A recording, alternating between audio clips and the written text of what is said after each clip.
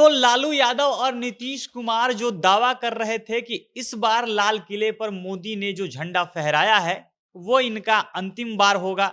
2024 में मोदी का पत्ता साफ होने वाला है और इस दावे में एकदम ये दावा मतलब हवा में नहीं था, इस दावे में सच्चाई दिख रही है क्योंकि एक ताजा सर्वे हुआ है जिसमें ये पता चल रहा है कि जो इंडिया गठबंधन है वो जमीन पर भी अपना वजूद बना रहा है, जमीन पर भी वो मजबूत होते जा रहा है। इस सर्वे में दिख रहा है कि जो एनडीए गठबंधन है यानी बीजेपी वाला गठबंधन और जो आईएनडीआईए गठबंधन है यानी विपक्षी गठबंधन, इन दोनों गठबंधनों में वोट का जो शेयर है, जो वोट का प्रतिशत है, इसमें काफी कम अंतर रहने वाला है।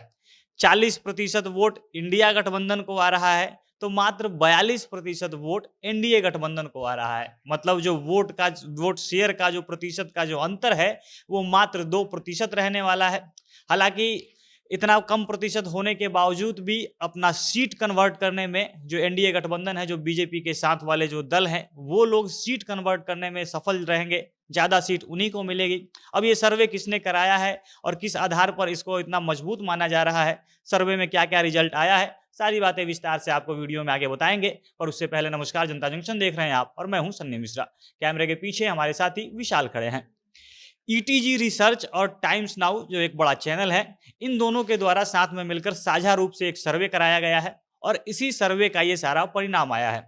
इस सर्वे में 1,10,000 लोगों का सैंपल साइज रखा गया है। मतलब 1,10,000 लोगों का जो ओपिनियन पोल होता है उनका राय जाना गया है और इसी के आधार पर सारा नतीजा निकाला गया है।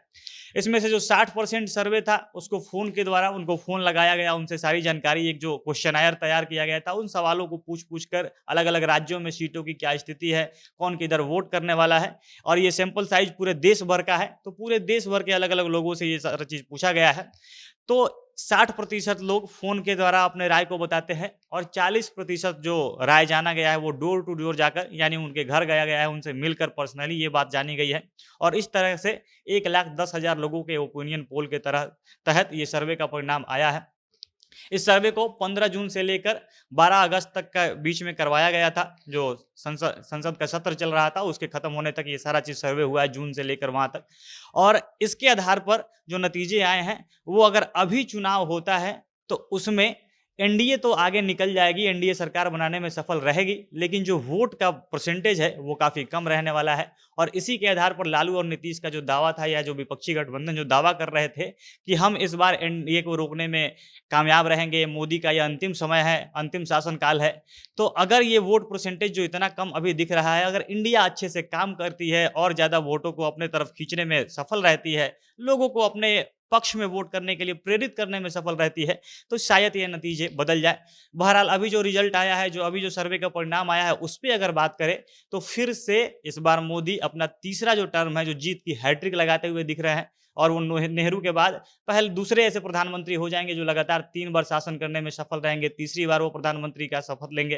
और सर्वे बता रहा है कि जो सर्वे का मार्जिन ऑफ एरर है वो भी काफ़ी कम है, मात्र 3% रिजल्ट आगे पीछे हो सकता है। मतलब 3% वोट एनडीए की तरफ चला जाए या इंडिया की तरफ चला है, तो ये गलती का जो मार्जिन ऑफ एरर है, जो परसेंटेज, वो काफ़ी कम है। अब इंडिया को 40% वोट मिलेगा, 42% एनडीए को वोट मिलेगा, फिर भी जो एनडीए गठबंधन है वो ज़्यादा सीट कन्वर्ट करने में कामयाब रही है। बीजेपी इस बार पर्सनली केवल बीजेपी फिर से 300 से ज़्यादा सीट जीतने में सफल रहेगी। और जो एनडीए गठबंधन है, अगर सीटें अगर कम भी हुई, आगे पीछे होता है, तो कम से कम 296 से लेकर 326 सीटें, इसको ऐसा बताया जा रहा है कि जो एनडीए गठबंधन है उसको मिल सकता है।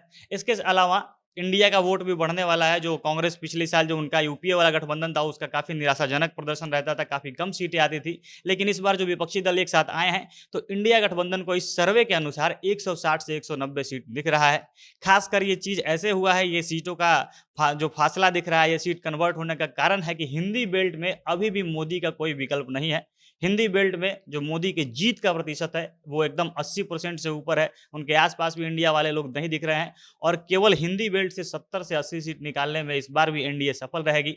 और यही वोट का जो प्रतिशत इतना कम होने के बावजूद, मार्जिन इतना कम होने के बाद भी सीट का जो कन्वर्ट करने का रेट है वो ज़्यादा हो जा रहा है, क्योंकि मोदी का जो हिंदी बेल्ट में लहर है वो समाप्त करने में इंडिया अभी सफल नहीं हो पाई है। बहरहाल अगर ये इतना दिन का जो फासला है, 2024 में चुनाव होता है, इस बीच में अगर इंडिया अच्छा काम करती है, इंडिया के जो नेता हैं और भी जो दल हैं, वो अपने क्षेत्र में अगर काम करने में अच्छा सफल रहे, प्रेरित करने में सफल रहे कि लोग उनके पक्ष में वोट करें, तो शायद ये जो परिणाम है वो बदल जाए। लेकिन अभी के सर्वे के अनुसार तीसरी बार प्रधानमंत्री का शपथ लेते हुए दिख रहे हैं और दूसरा एक तरह से जो उम्मीद है इंडिया गठबंधन के लिए वो ये है कि जो वोटों का मार्जिन दिख रहा है वो मात्र 2% है। बाकी आप लोग को क्या लगता है इस सर्वे के बारे में, आपकी क्या राय है? अपनी प्रतिक्रिया आप कमेंट बॉक्स में लिख सकते हैं। जनता जंक्शन देख रहे थे आप, बहुत-बहुत धन्यवाद।